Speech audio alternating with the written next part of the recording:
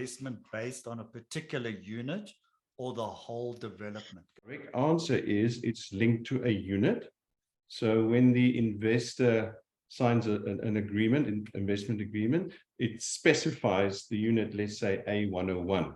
So nothing happens to A101 unless there's consent from the trust. And whatever happens with that unit, let's call it from transfer, is then the repayment thereof goes to the linked investor. So they are linked to specific units. This one, Bainant, do we get monthly statements on the investment? So how it works with our investors, they've got access to our portal where their information is, and they can access this obviously with username and password, and then their statement is available there, and that's obviously then updated on a monthly basis. How are the returns taxed? This is interest on a loan, but quite fundamentally, and this is really important for investors to understand, is the interest is calculated on a daily basis, but you're only deemed to have earned that interest when you exit. So in other words, when the property that you're linked to has been sold and transferred. So from a tax point of view, that's when you'd submit your return, is in your exit year, not if your investment year falls over your year end. If you haven't exited, then it does not have to be declared at that stage. But it's interest on a loan, to answer that question, and you'll be taxed at your usual tax rate. What happens if units are unsold at the end of the development? It's highly important for the developer or the development company to have those units all sold, because if there are a few units that aren't sold, let's say there are 5 units that haven't been sold by the time the project is completed, what happens is the investors linked to those units are then, their interest keeps on calculating. So the longer those units don't get sold, the higher the finance or the finance costs and the interest payments that the development company is going to have to pay. So it's highly important for them or the development company to think of strategies or ways in order to move those units in order to exit the investor. So we haven't yet been in that situation. And hopefully if Cape Town keeps on its upward trajectory, we won't see ourselves in that situation in the near future.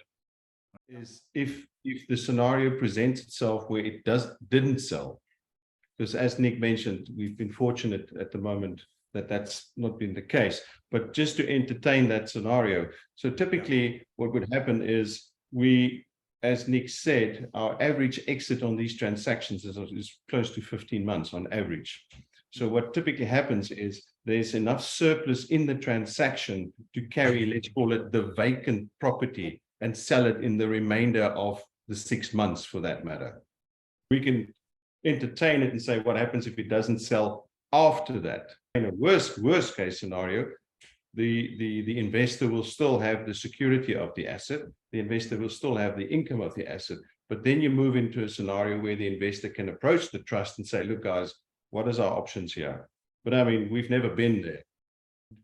Can you also please share any risks? We're very transparent about the fact that the biggest risk to investors is a liquidity risk. What I mean by that is once the investment's been made, that's it. You're in the cycle until the end when the property gets sold and it transfers. So that's important for investors to understand. This shouldn't be emergency money that you need to tap into, because you can't approach us halfway through and say, please, can I have my money back? Because it's not possible until the unit has been sold and transferred. So liquidity risk is the biggest risk.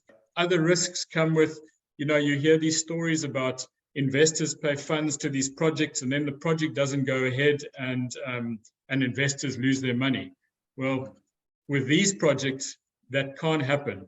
The funds stay in the attorney's trust account or the investment holding account until such time as the project starts and the security is in place. So the funds do not get used until the project is a green for go. And that's really important, because I think property investment gets tarred with a bad brush, if you want to call it that, because some of these things happen, but it's because the proper protocols and security processes are not being followed, and then people lose their money. So it's very important, and Wynand has gone on about this, is check what security you have for your investment, because that's actually where the premise of an entire investment lies.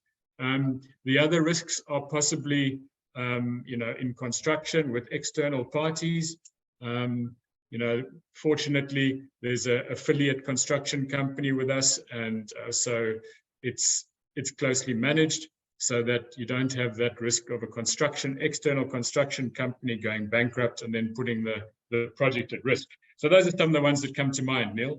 And again, just to finish off, it's why we tend to focus on these high demand middle income areas in Cape Town, because generally speaking, even if other parts of the country are performing quite poorly, these still seem to stand up okay and keep on trucking along.